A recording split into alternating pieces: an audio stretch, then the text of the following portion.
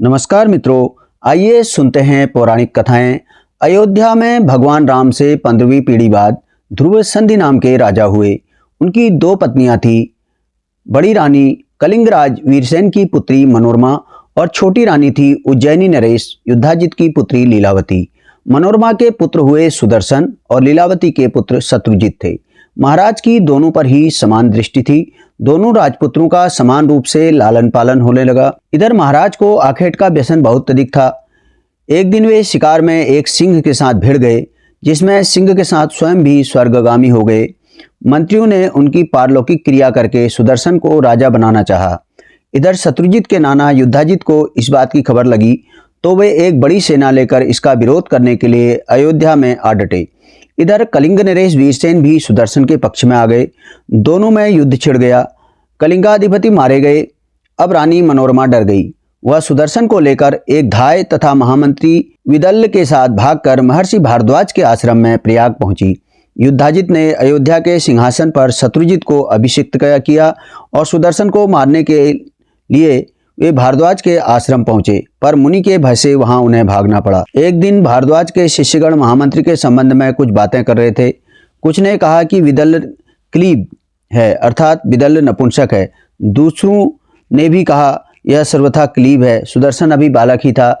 उसने बार बार जो उनके मुंह से क्लीब क्लीब सुना तो स्वयं भी क्ली क्ली करने लगा। पूर्व पुण्य के कारण वह काली बीज के रूप में अभ्यास में परिणत हो गया।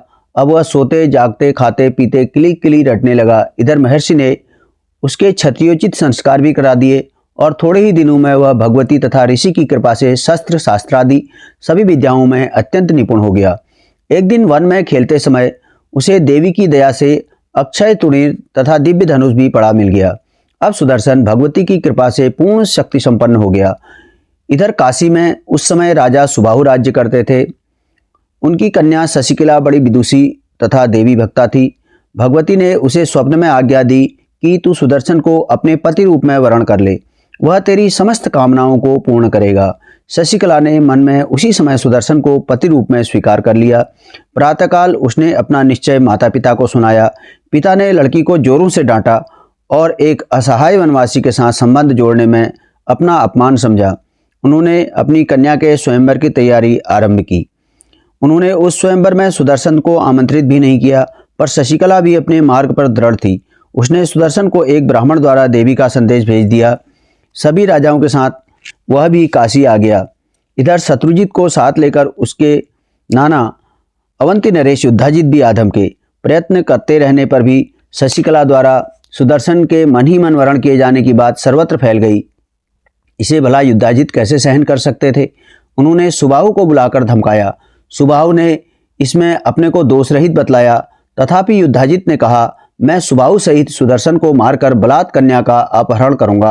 राजाओं को बालक सुदर्शन पर कुछ दया आ गई। उन्होंने सुदर्शन को बुलाकर सारी स्थिति समझाई और भाग जाने की सलाह दी। सुदर्शन ने कहा यद्यपि न मेरा कोई सहायक है और न ही कोई सेना ही है, तथापि मैं भगवती के स्वप्नगत आदेशानुसार ही यहाँ स्वयंवर देखने आया हूँ। मुझे पूर्ण विश्वास है वे मेरी रक्षा करेंगी। मेरी न तो किसी से शत्रुता है और न ही मैं किसी का अकल्याण ही चाहता हूँ। अब प्रातःकाल स्वयंवर प्रांगण में राजा लोग सज धज कर आ बैठे तो सुबाहु ने शशिकला के स्वयंवर में जाने के लिए कहा, पर उसने राजाओं के सामने होना सर्वथा अस्वीकार कर दिया।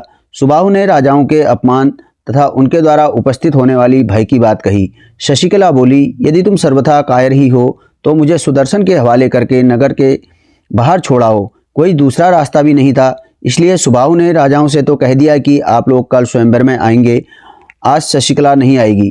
इधर रात में ही उसने संक्षिप्त विधि से गुप्त रीत्या सुदर्शन से शशिकला का विवाह कर दिया और सवेरा होने से पहले ही उन्हें पहुंचाने जाने लगा। युद्धाजित को भी बात किसी प्रकार मालूम हो गई। वह रात में ही अपनी सेना लेकर सुदर्शन को मार डालने के विचार से स्थित था। सुदर्शन भी भगवती का स्मरण करता हुआ वहां पहुंचा। दोनों में युद्ध छिड़ने ही वाला था कि भगवती साक्षात प्रकट हो गई। युद्धाजित सेना भाग चली। युद्धाजित अपने नाती शत्रुजित के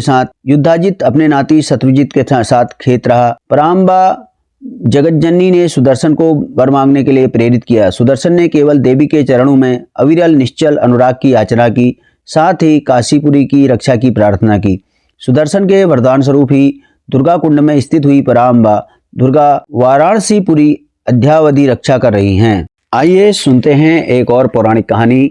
प्राचीन काल में कौशल देश में उतथ्य का जन्म एक विद्वान ब्राह्मण के घर हुआ था। उसके पिता का नाम देवदत्त एवं माता का नाम रोहिणी था। उतथ्य के 8वें वर्ष में प्रवेश करते ही पिता देवदत्त ने शुभ दिन एवं शुभ योग देखकर उनका यज्ञोपवीत संस्कार विधिपूर्वक संपन्न करवाया। समय पर वेदाध्ययन के लिए उतथ्य को गुरुदेव के यहाँ भेजा गया, परंतु वह ऐसा मूर्ख था कि एक भी शब्द उच्चारण नहीं कर सकता था। देवदत्त ने अपने बालक को कई प्रकार से पढ़ाने का प्रबंध किया, परंतु सभी व्यर्थ सिद्ध हुए। उतथ्य की बुद्धि किसी भी रीति से रास्ते पर नहीं आई। देवदत्त को पूर्वजन्म की बात स्मरण हो आई। उस जन्म में वे सभी प्रकार से संपन्न थे, परंतु उनके कोई संतान न थी। इस कारण दंपति के मन में बड़ा दुख हुआ। पुत्र प्राप्ति के लिए देवदत्त ने विधिपूर्वक पुत्रेष्टि यज्ञ का आयोजन किया। सामवेद के गायक मुनिवर गोभिल यज्ञ के उद्गाता थे। वे यज्ञ में स्वरित स्वर से मंत्रगान कर रहे थे। बार बार सांस लेने से उनके मंत्रोच्चारण में कुछ स्वर भंग हो रहा था। स्वर भंग होते देखकर देवदत्त के मन में आशंका हो गई कि कहीं मेरी संतान प्राप्ति की मनोभिलाषा में बाधा न उत्पन्न हो जाए। इस आशंका ने उसके विवेक को नष्ट कर दिया और वे मुनिवर पर कुपित होकर बोले, मुनिवर, आप महान मूर्ख हैं। मेरे इस सकाम यज्ञ में आपने स्वरहीन मंत्र क्यों उच्चारित किए? यह सुनकर गोभिल मुनि क्रोधाविष्ट हो गए और बोले, देवदत्त, तुम्हें शब्द शून्य नितांत मूर्ख पुत्र प्राप्त होगा। तुमने मुझे अकारण कटु शब्द कहा है। श्वास प्रश्वास लेते एवं छोड़ते समय यदि स्वरभंग हो जाए तो इसमें मेरा क्या दोष है? महात्मा की उपयुक्त बातें सुनकर देवदत्त को बड़ा पश्चाताप हुआ। उन्होंने सोचा कि वेदहीन मूर्ख पुत्र को लेकर मैं क्या करूंगा। वेदहीन ब्राह्मण शूद्र के समान होता है। देवदत्त भी यह बात जानते थे कि वेदज्ञ ब्राह्मण जिसका अन्न खाकर वेद पाठ करते हैं, उसके पूर्वज स्वर्ग में रहकर अत्यंत आनंद के साथ क्रीड़ा करते हैं। मूर्ख ब्राह्मण सभी कर्मकांडों के संपादन में अनधिकारी होता है। यह सब सोच सोचकर देवदत्त गोभिल जी के चरणों में पड़कर क्षमा याचना करने लगे। देवदत्त बोले, मुनिवर, मुझे क्षमा करें, मुझ पर प्रसन्न हो। मैं मूर्ख पुत्र को लेकर क्या करूंगा? महात्माओं का क्रोध क्षण भर में शांत हो गया। जल का स्वाभाविक गुण है शीतल रहना। जल आग के संयोग से भले ही गर्म हो जाए, परंतु आग का संयोग हटते ही वह तुरंत शीतल हो जाता है। उसी तरह गोभिल मुनि तुरंत शांत हो गए एवं प्रसन्न होकर बोले, देवदत्त, तुम्हारा पुत्र एक बार मूर्ख भले ही हो, परंतु बाद में वह बड़ा विद्वान होगा। देवदत्त के अथक प्रयास के बाद भी उतथ्य की मूर्खता में कोई अंतर नहीं आया। यहाँ तक कि देवदत्त 12वें वर्षों तक उसे पढ़ाने का प्रयास करते रहे। उसके उपरांत भी उसे संध्या वंदन करने की विधि तक मालूम न हो सकी। धीरे धीरे सभी लोगों में इस बात का प्रचार हो गया कि उतथ्य मूर्ख है। जहाँ कहीं भी वह जाता लोग उसका उपहास करते। बंधु बांधव सारी जनता उसकी निंदा करने लगी। अंत में निराश होकर उसके माता पिता भी उसे कोसते हुए कहने लगे, यदि उतथ्य अंधा या पंगु रहता तो ठीक था, परंतु मूर्ख पुत्र को बिल्कुल व्यर्थ ही समझना चाहिए। बंधु बांधवों एवं माता पिता आदि इन सब कटुक्तियों से उबकर एक दिन उतथ्य को कुछ कह दिए और इस कारण उतथ्य वन में चला गया। जाह्नवी के पावन तट पर एक पवित्र स्थान पर उसने एक कुटिया बना ली और वहीं रहने लगा। वह वन के फल फूल खाकर अपना जीवन व्यतीत करता था। उसने अपने मन में एवं इंद्रियों को वश में करके कभी भी झूठ न बोलने का उत्तम नियम ले रखा था। इस प्रकार वह उस सुरम्य आश्रम में ब्रह्मचर्य पूर्वक अपना समय व्यतीत करने लगा। उतथ्य न वेदाध्ययन कर जानता था, न किसी प्रकार का जप तप। देवताओं के ध्यान एवं आराधन का भी उसे ज्ञान न था। आसन, प्राणायाम, प्रत्याहार और भूत शुद्ध करने की विधि से भी वह बिल्कुल अनभिज्ञ था तथा कीलक मंत्र एवं गायत्री जप करना भी नहीं सीख पाया था। भोजन के समय प्राणाग्निहोत्र, बलि वैश्वदेव एवं अतिथि बलि और हवन आदि के नियमों का भी उसे ज्ञान न था। वह प्रातःकाल उठता, दातून करता और उसके पश्चात बिना किसी मंत्र के बोले ही गंगा जी की पवित्र धारा में स्नान करता। मध्याह्न काल में वह जंगल से फल एकत्र करके ले आता और इच्छानुसार उदर पूर्ति कर लेता। अच्छे बुरे फलों का भी उसे ज्ञान नहीं था।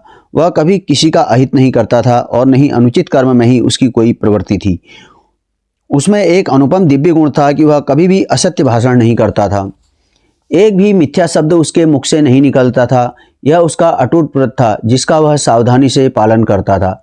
सत्य में महान तेज होता है। सदैव सत्य बोलने से वाक सिद्धि स्वयं ही प्राप्त हो जाती है। कहा भी गया है, सत्य सभी वाणी में सदा विकार रहित है। सत्पुरुषों में सदा सत्य रहता है, सत्य ही सनातन धर्म है, सत्य परम गति है, अतएव सत्य को नमस्कार करना चाहिए। धर्म, तप, योग और सनातन ब्रह्म सत्य ही है। सत्य ही श्रेष्ठ यज्ञ कहा गया है। एकमात्र सत्य में ही सब प्रतिष्ठित है। उतत्य के सत्य बोलने की बात चारों ओर फैल गई। इससे वहाँ की जनता ने उसका नाम सत्यव्रत रख दिया। सारी जनता में उसकी कीर्ति फैल गई कि वह सत्यव्रत है। कभी भी इसके मुख से मिथ्यावाणी नहीं निकलती। उतत्य के हृदय में अपने सत्यव्रत का तनिक भी अहंकार नहीं था, प्रत्युत उसके हृदय में दैन्यता के भाव भरे थे। वह कई बार सोचता, मुझे तपस्या करने की विधि तो मालूम ही नहीं है, फिर मैं कौन सा श्रेष्ठ साधन करूं? पूर्व जन्म में मैंने निश्चय ही कोई अच्छा कार्य नहीं किया, तभी देव ने मुझे मूर्ख बना दिया है। एक दिन उतत्य अपनी कुटिया के बाहर बैठा था। उस समय वो एक सूकर अत्यंत भयभीत होकर बड़ी शीघ्रता से भागता हुआ उसके पास पहुंचा। वह बाण से बिधा हुआ था। उसकी देह रुधिर से लथपथ थी। वह भय से थर थर काँप रहा था, अतः दया का महान पात्र था। उस दीनहीन पशु पर उतत्य की दृष्टि पड़ी। दया के उद्रेक से वह काँप उठा। उसके मुंह से ऐं का उच्चारण हो गया। उतत्य को यह ज्ञान नहीं था कि ऐं सरस्वती देवी का बीज मंत्र है। किसी अदृष्ट की प्रेरणा से शोक में पड़ जाने से ही उसके मुंह से यह उच्चारण हुआ था, परंतु उसे सत्य के बल से वाक सिद्धि प्राप्त हो गई थी। यद्यपि भगवती देवी सरस्वती के वाक बीज मंत्र का शुद्ध उच्चारण ऐं है, परंतु कृपामयी भगवती उतत्य के एक शब्द मात्र के उच्चारण से ही उस पर प्रसन्न हो गई और भगवती की कृपा से उसे संपूर्ण विद्याएं स्फुरित हो गई। वह सूकर भागकर एक झाड़ी में छिप गया। थोड़ी देर में उसके पीछे पीछे एक मूर्ख जंगली ब्याध दौड़ता हुआ उतत्य मुनि के पास पहुंचा। उसकी सूरत बड़ी डरावनी थी, जिससे प्रतीत होता था कि वह हिंसा वृत्ति में बड़ा निपुण है। वह कान तक बाण खींचे हुए हाथ में धनुष लिए था। उस व्याध ने उतत्य मुनि से पूछा, द्विजवर, आप बहुत सत्यव्रती हैं, कृपा पूर्वक बताएं कि मेरे बाण से विधा हुआ वह सूकर कहाँ गया? मेरा सारा परिवार भूख से छटपटा रहा है। कुटुंब का भरण पोषण करने का मेरे पास कोई दूसरा साधन नहीं। यही मेरी वृत्ति है। आप शीघ्र ही बता दें, अन्यथा भूख से व्याकुल मेरे बच्चे प्राण त्याग देंगे। उतत्य बड़े ही धर्म संकट में पड़ गए। वे जानते थे कि वह सत्य नहीं है जिसमें हिंसा भरी हो। यदि दया युक्त हो तो अनरत भी सत्य ही कहा जाता है। क्या निर्णय करें, वे कुछ समझ नहीं सके। उतत्य का हृदय दया से ओतप्रोत था। भगवती सरस्वती देवी की उन पर बड़ी कृपा हो चुकी थी, परंतु उनके मन में स्फुरणा हुई और वे बोले, व्याध, जो आंख देखने वाली हैं वह बोलती नहीं, और जो वाणी बोलती है उसने देखा नहीं। फिर अपना कार्य साधने की धुन में लगे तुम क्यों बार बार पूछ रहे हो? मुनिवर, उतत्य के यूं कहने पर उस पशुघाती व्याध को निराश होकर खाली हाथ लौटना पड़ा। तदंतर उतत्य ने सारस्वत बीज मंत्र ऐं का विधिवत जाप किया। उनका यशोगान एवं उनकी विद्या की प्रभा चारों ओर फैल गई। जिन पिता ने उन्हें त्याग दिया था वही बड़े आदर के साथ उन्हें घर ले आए। वाल्मीकि जी की तरह ही उतत्य मुनि एक महान कवि बन गए। यह सब सत्य की महिमा एवं माँ भगवती सरस्वती देवी की कृपा का फल था।